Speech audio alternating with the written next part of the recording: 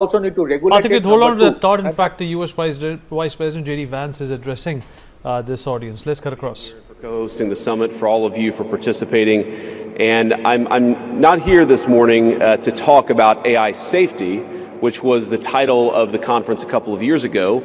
I'm here to talk about AI opportunity.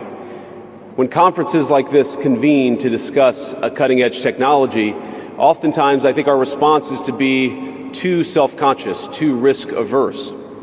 But never have I encountered a breakthrough in tech that so clearly calls us to do precisely the opposite. Now, our administration, the Trump administration, believes that AI will have countless revolutionary applications in economic innovation, job creation, national security, healthcare, free expression, and beyond. And to restrict its development now will not only unfairly benefit incumbents in the space, it would mean paralyzing one of the most promising technologies we have seen in generations. Now, with that in mind, I'd like to make 4 main points today. Number 1, this administration will ensure that American AI technology continues to be the gold standard worldwide, and we are the partner of choice for others, foreign countries, and certainly businesses as they expand their own use of AI. Number 2, we believe that excessive regulation of the AI sector could kill a transformative industry just as it's taking off, and will make every effort to encourage pro-growth AI policies. And I like to see that deregulatory flavor making its way into a lot of the conversations this conference. Number 3, we feel very strongly that AI must remain free from ideological bias, and that American AI will not be co-opted into a tool for authoritarian censorship. And finally, number 4, the Trump administration will maintain a pro-worker growth path for AI, so it can be a potent tool for job creation in the United States. And I appreciate Prime Minister Modi's point. AI, I really believe, will facilitate and make people more productive. It is not going to replace human beings. It will never replace human beings. And I think too many of the leaders in the AI industry, when they talk about this fear of replacing workers, I think they really miss the point. AI, we believe, is going to make us more productive, more prosperous, and more free. The United States of America is the leader in AI, and our administration plans to keep it that way. The U.S. possesses all components across the full AI stack, including advanced semiconductor design, frontier algorithms, and of course, transformational applications. Now, the computing power this stack requires is integral to advancing AI technology. And to safeguard America's advantage, the Trump administration will ensure that the most powerful AI systems are built in the U.S. with American-designed and manufactured chips. Now, just because we're the leader doesn't mean we want to or need to go it alone, of course. And let me be emphatic about this point.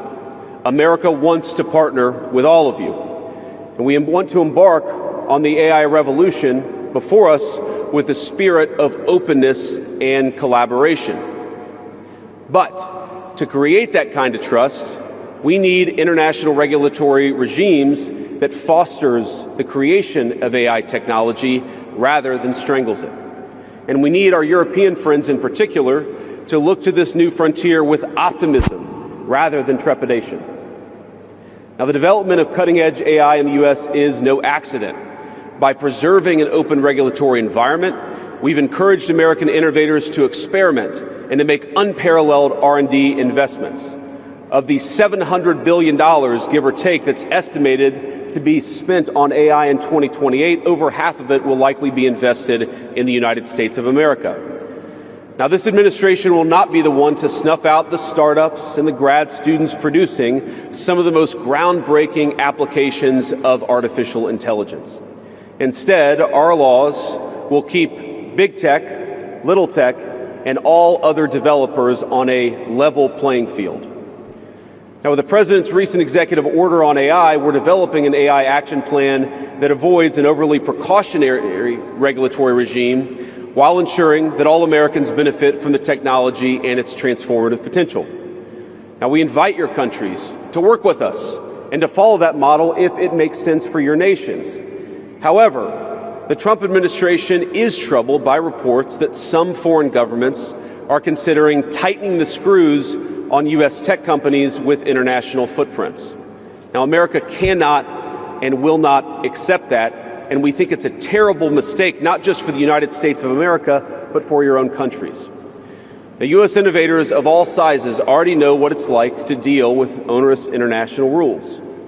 Many of our most productive tech companies are forced to deal with the EU's Digital Services Act and the massive regulations it created about taking down content and policing so-called misinformation. And of course, we want to ensure the internet is a safe place, but it is one thing to prevent a predator from preying on a child on the internet, and it is something quite different to prevent a grown man or woman from accessing an opinion that the government thinks is misinformation.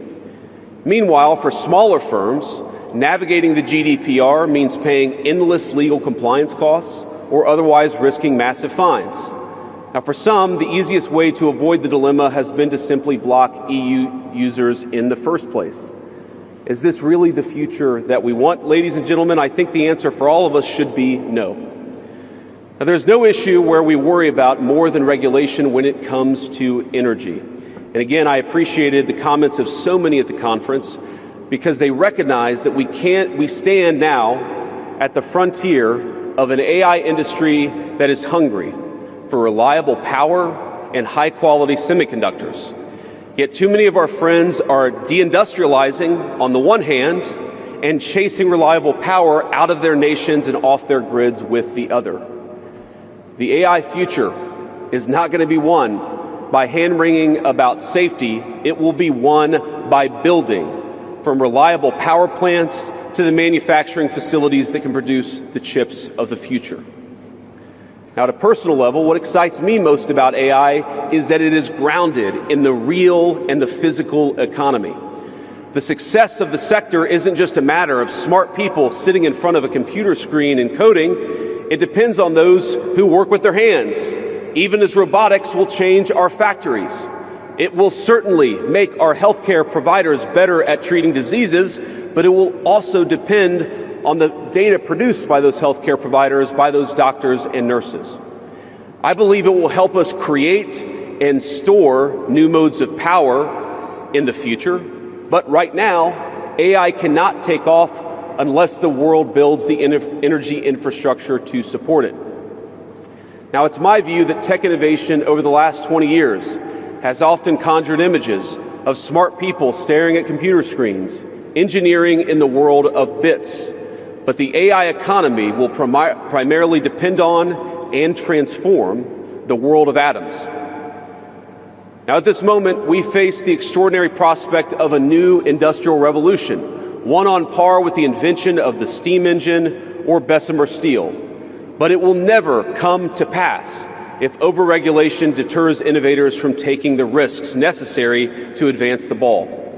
Nor will it occur if we allow AI to become dominated by massive players looking to use the tech to censor or control users' thoughts. And I'd ask if you step back a moment and ask